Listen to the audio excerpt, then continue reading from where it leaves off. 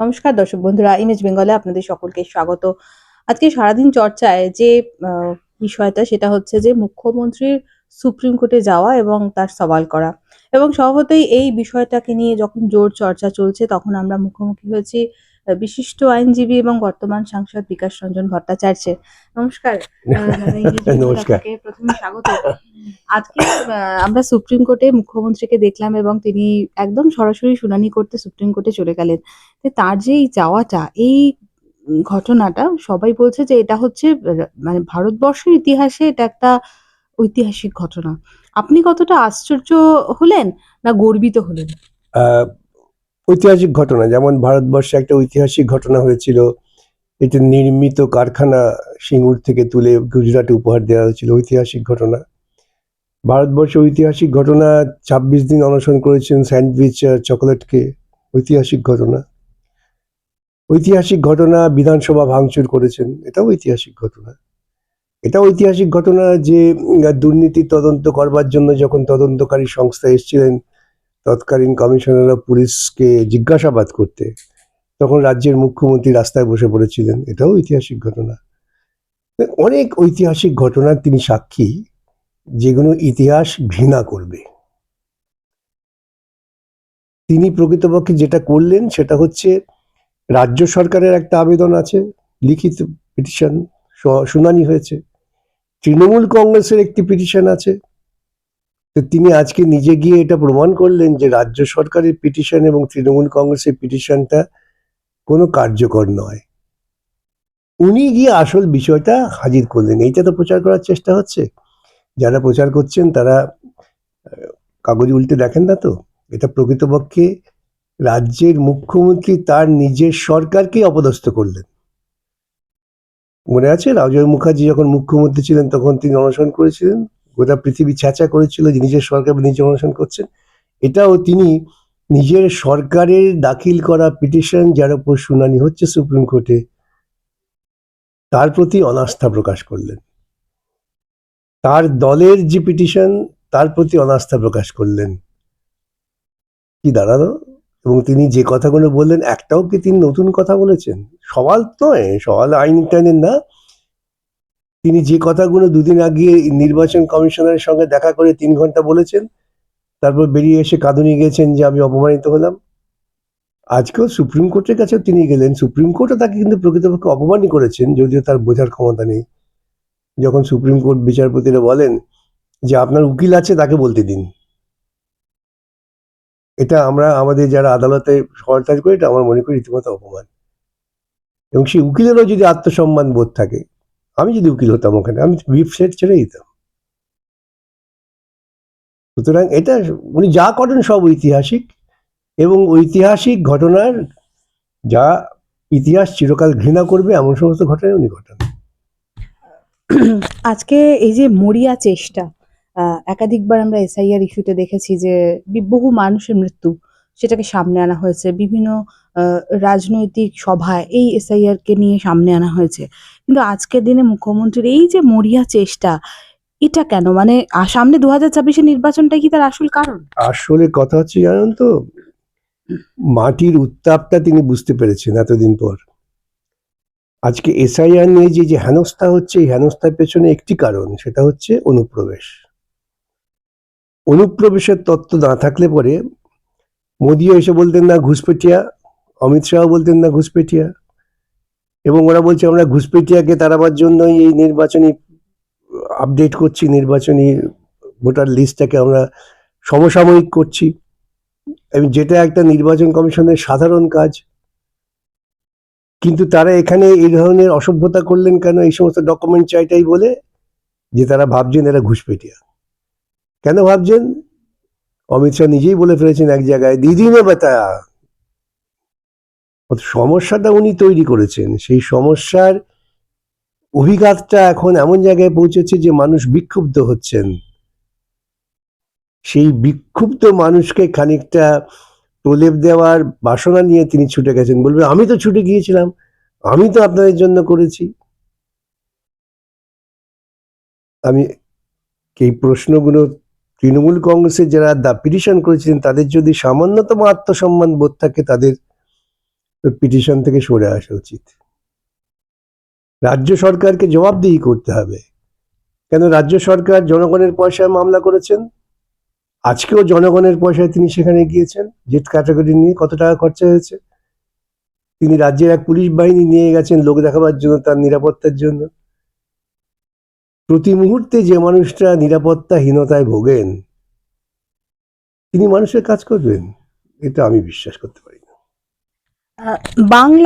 আহ, বাংলাকে অপদস্থ করার চেষ্টা চলছে, বারবার এই প্রসঙ্গ উঠে আসছে। এসআইআর এ এতজন মানুষের মৃত্যু, রাজ্যের বাইরে যদি কোনো বাঙালির মৃত্যু হয় সেটা নিয়ে প্রশ্ন ওঠে। এই যে বারবার বাঙালি বঞ্চনা, বাংলা সেন্টিমেন্টটাকে সামনে নিয়ে আসা, এটা কি একটা বাঙালি সবচেয়ে বড় বঞ্চনা তো উনি করেছেন। উনি বিজেপির সঙ্গে হাত মিলিয়ে উগ্র মৌলবাদী রাজনৈতিক সংকীর্ণ দল মাওবাদীদের সঙ্গে হাত মিলিয়ে বাংলার যা সর্বনাশ করেছেন, বাংলার যা বঞ্চনা উনি করেছেন, তা তো আর কেউ করেনি। আজকে অর্থনৈতিকভাবে বাংলা বঞ্চিত ওর চূড়ান্ত অপদার্থতার জন্য। শিক্ষাক্ষেত্রে তিনি কি করেছেন, গোটা শিক্ষা ব্যবস্থাকে ভেঙে চুরে দিয়েছেন, এটিকে বাংলার স্বার্থে করেছেন। কলকারখানা যা ছিল বাদবাকিটা তুলে নিয়ে গেছেন কাটমানির দাপটে, বাংলার স্বার্থে। মেয়েরা ধর্ষিতা হলে তাদের রেট বেঁধে দিয়েছেন, বাংলার স্বার্থে। বাংলার স্বার্থহানিকর যত রকম কাজ হতে পারে সবটাই তিনি করেছেন, এটা বাংলার মানুষকে বুঝতে হবে। এবং তাকে মদত দিয়েছেন বিজেপি। আজকে বিজেপির সঙ্গে তার হচ্ছে মক ফাইট, কিন্তু উভয়ই একইভাবেই বাংলাকে সব দিক থেকে বঞ্চনা মুখে ফেলে দিচ্ছেন। আপনি বলছেন মক ফাইট, কিন্তু যদি মক ফাইটই ধরে নিই, তাহলে এই যে একে অপরকে এইভাবে তীব্রভাবে আক্রমণ করছে, মানুষ তো ভাবছে যে একে অপরের প্রতিদ্বন্দ্বী। মানুষ ভাবছে না এখন। এখন মানুষ বুঝতে পারছে যে এদের সঙ্গে পারস্পরিক গোপন আঁতাত এবং বোঝাপড়া আছে। আপনারা মানুষের সঙ্গে কথা বলে দেখবেন, বলে হ্যাঁ, যারা আগে বলতে না ভীষণ লড়াই, তারা এখন ও ওদের বোঝাপড়া আছে। মানুষ বুঝে যাচ্ছে তো, কেউ কেউ হয়তো তাড়াতাড়ি বোঝেন, কেউ কেউ হয়তো সময় নিয়ে বোঝেন। ওদের বোঝাপড়াটা এখন এত দিবালোকের মতো স্পষ্ট হয়ে গিয়েছে যে সেটাকে ঢাকবার জন্য এখন একে অপরকে প্রায় বলতে পারেন যে অশ্লীল আক্রমণের দিকে যাচ্ছেন। এই হচ্ছে কথা। এসআইআর এর ফলে পশ্চিমবঙ্গে বা বাংলার ভোট ব্যাংক রাজনীতিতে কতটা প্রভাব পড়তে পারে, যেটার জন্য মুখ্যমন্ত্রী এতটা মরিয়া? শুনুন, আবারও বলি, এই যে অনুপ্রবেশের তত্ত্ব খাড়া করে যেভাবে সাধারণ মানুষকে নিরাপত্তাহীনতার মধ্যে তিনি ফেলে দিয়েছেন, মতুয়া সম্প্রদায়কে যেভাবে বিভাজন হয়েছে, আজকে তারাও বুঝতে পারছেন যে দুটি দলই তাদের অসহায়ত্বের সুযোগ নিয়ে তাদের দাবার বোরে বানিয়েছিলেন। আজকে মানুষ এটা বুঝতে পারছেন, উপলব্ধি করতে পারছেন বলেই এই যে বললেন মরিয়া প্রচেষ্টা, এই মরিয়া প্রচেষ্টার কারণ উনি বুঝতে পারছেন যে মরণ সামনে। সুপ্রিম কোর্টে মুখ্যমন্ত্রী তো একজন রাজনৈতিক ব্যক্তিত্ব, তো মুখ্যমন্ত্রী এইভাবে একজন সুপ্রিম কোর্টে একজন আইনজীবীর পোশাক পরে তিনি কি যেতে উনি পারেন? আইনজীবীর পোশাক পরেননি, ওটা ভুল করছেন। তিনি একটা কালো চাদর গায়ে ধরেছিলেন। তার এটা তো আইনজীবীর পোশাক নয়। তার তো আইনজীবী তার তো ছিলেনই। তিনি নিজের মামলা করছেন, নিজে যদি আবেদনকারী হন সেখানে মামলা করতে গেলে তিনি আইনজীবীর পোশাক পরতে পারেন না। সেই জন্যই তো বিচারপতিরা বললেন আপনার আইনজীবী আছে তাকে বলতে দিন, তিনি দক্ষ আইনজীবী। এর থেকে আর তিরস্কার কি করবেন? বিচারপতিদের তিরস্কারের চূড়ান্ত ভাষা হচ্ছে এইটা। ভোটের আগে কি এটা একটা মুখ্যমন্ত্রী বাংলার মানুষকে রাজনৈতিক বার্তা দিলেন? বাংলার মানুষ ইতিপূর্বে অনেক ভুল বুঝেছেন, অনেক মোহগ্রস্ত হয়েছিলেন, কিন্তু আজকে বাংলার মানুষ হাড়ে হাড়ে টের পাচ্ছেন কি ভুল করেছেন, তারা নিজেদের সংশোধন করে নেবে। মুখ্য নির্বাচন কমিশনারকে ইমপিচমেন্টের জন্য বিরোধীরা একত্র হচ্ছে, এমন একটা কথা বলেছেন মুখ্যমন্ত্রী। এটা নিয়ে আপনি কি বলবেন? আমার বুদ্ধিতে তো ইমপিচমেন্টের কোনো গ্রাউন্ড নেই। আসলে উনি ইমপিচমেন্ট কথাটা নতুন শিখেছেন। বাচ্চারা দেখবে যখন কোনো নতুন একটা শব্দ শেখে না, সেটা প্রায়শই ব্যবহার করে, কেন ব্যবহার করছে, কোথায় ব্যবহার করছে বোঝেন না। উনি এই জন্য ইমপিচমেন্ট কথা শিখে এটা বলে ফেলেছেন। কেউ হয়তো বলেছে যে ওকে সরাতে গেলে ইমপিচ করতে হবে, ব্যাস। ইমপিচ কখন হয়, কেন হয়, কিভাবে হয়, সেটা ওর ধারণা নেই। কয়েকদিন আগে স্বরাষ্ট্রমন্ত্রী অমিত শাহ তিনি বাংলার প্রসঙ্গ টেনে বলেছেন যে তৃণমূল কংগ্রেসের বর্তমান শাসক বা শাসক দলের যে শাসন চলছে সেটা এতটাই খারাপ, এর থেকে আপনাদের কথা বলেছে, অর্থাৎ এর থেকে বামেরাও এতটা খারাপ ছিল না। না, সেটা তো বক্তৃতার আবেগে মুখ ফসকে বলে ফেলেছে, কিন্তু এটা ঘটনা। আজকে মানুষ উপলব্ধি করছেন যে বাম আমলের, যদি আমরা ধরে ধরে বিভিন্ন ক্ষেত্র ধরে বিবেচনা করি, অনেক অনেক ভালো ছিল। সেটাকে তো ওরা সর্বনাশ করেছেন উভয় মিলে। এখন ভোট পাওয়ার সময় একটু উত্তেজনামূলক কথা বলতে গিয়ে মুখ ফসকে বলে ফেলেছেন। কেন, ওর গুরুদেব যারা, তারা তো স্বস্তিকা পত্রিকায় ধমকে দিয়েছেন না, তারা বলেছেন যে আর যাই হোক, বামপন্থীরা যেন কোনো মতেই ক্ষমতায় না আসে, এইরকম পরিস্থিতি সৃষ্টি করো না। এটা তো ওরা অস্বীকার করতে পারবেন না। ওটা ওদের মুখপাত্র, আরএসএস এর মুখপাত্রে বেরিয়েছিল। বামেদের সঙ্গে আরএসএস এর সংঘাতটা ঠিক কোন জায়গায়? মূল প্রশ্নই তো, আরএসএস এর জন্মই হয়েছে তো বাম বিরোধী, কমিউনিস্ট বিরোধিতা থেকে। আরএসএস এর যে তিনটে বক্তব্য, প্রথম তো কমিউনিস্ট বিরোধিতা। সুতরাং মৌলিকভাবে আমাদের সঙ্গে ওদের পার্থক্য আছে।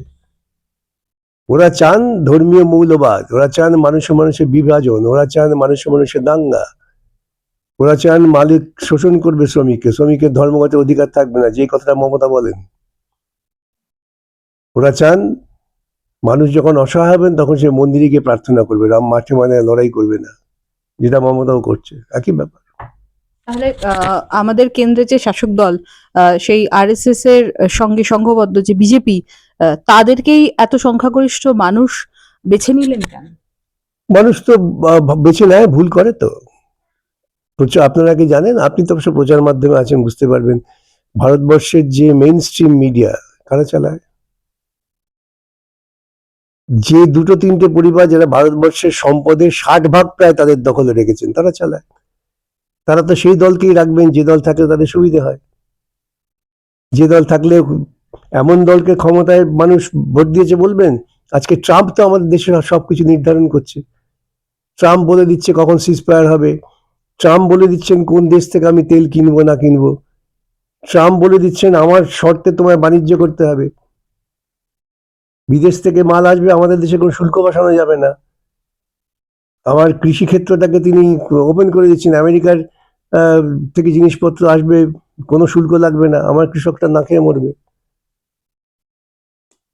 মানুষ কিছুদিন ভুল করে, আর ধর্মের সুশুরিতে একটু বেশি দিন ভুল করে, কিন্তু শেষ পর্যন্ত মানুষ ঠিক পথ খুঁজে নেয়। একটা শেষ প্রশ্ন করবো, সেটা হচ্ছে যে একদম আসন্ন নির্বাচন 2026-এর, আর ঠিক তার আগে ভরতপুরের বিধায়ক হুমায়ুন কবির যে একটা নতুন দল গড়লেন, জনতা উন্নয়ন পার্টি, সেখানে আবার যোগ দিলেন এবং তার দলের সাধারণ সম্পাদকের দায়িত্ব নিলেন তৃণমূল কংগ্রেসের একজন নেতৃত্ব এবং অত্যন্ত উচ্চ পদাধিকারী নেতৃত্ব ফিরহাদ হাকিম, তার জামাতা ইয়াসের হায়দার। এবং তারা ওই একইভাবে এই দলটার পক্ষ থেকে বলছেন যে তাদের একটাই লক্ষ্য, মুখ্যমন্ত্রীর উৎখাত। এই যে বৈপরীত্য, এটা বৈপরীত্য নয়, এটা কৌশল। কৌশল, এই যে মুখ্যমন্ত্রী বিরোধী যে একটা প্রচন্ড আবহ তৈরি হয়েছে গোটা পশ্চিমবঙ্গে তৃণমূল বিরোধী, সেই তৃণমূল বিরোধিতার মুখটাকে একটু ভিন্ন দিকে ঘুরিয়ে দাও। এরা আদতে আরএসএস এর তৈরি দল, যখন সংকট হবে তখন এরা সবাই তৃণমূলের দিকে চলে যাবে। আজকেই তো দেখলাম বিধানসভায় নাকি হুমায়ুন তিনি তৃণমূলের যে তাদের সঙ্গে বসেছেন, তাদের সঙ্গে আছেন। বিস্মিত হওয়ার কিছু নেই, এগুলো পুরনো কৌশল। একটু ইতিহাস ঘাটলে দেখতে পাবেন এরকম কৌশল বহুবার হয়েছে। পার্থ চট্টোপাধ্যায় বিধানসভার দায়িত্ব পেলেন। আমি আজকে 3 মাস আগে বলে দিয়েছিলাম কোনো একটা মিলে, যে অপেক্ষা করুন, দেখবেন সাদরে সম্বর্ধনা দিয়ে তৃণমূল দলে ফিরিয়ে নেবে। প্রমাণ হলো। তখন অনেকে আমাকে উপহাস করেছিল। সুতরাং একটু যুক্তিসঙ্গত বিশ্লেষণ করলেই দেখবেন মিলে যাবে সব। তাহলে কি বলছেন আপনি ভোটে প্রার্থী হচ্ছেন পার্থ চট্টোপাধ্যায়? হতে পারে, আর না হলে বুঝবেন শরীরের জন্য হতে পারছে না, বেচারা মুভ করতে পারছে না, তাহলে তিনি প্রার্থীও হবেন এবং যদি জিতে যান মন্ত্রীও হবেন। মন্ত্রীও হবেন? যদি জেতেন।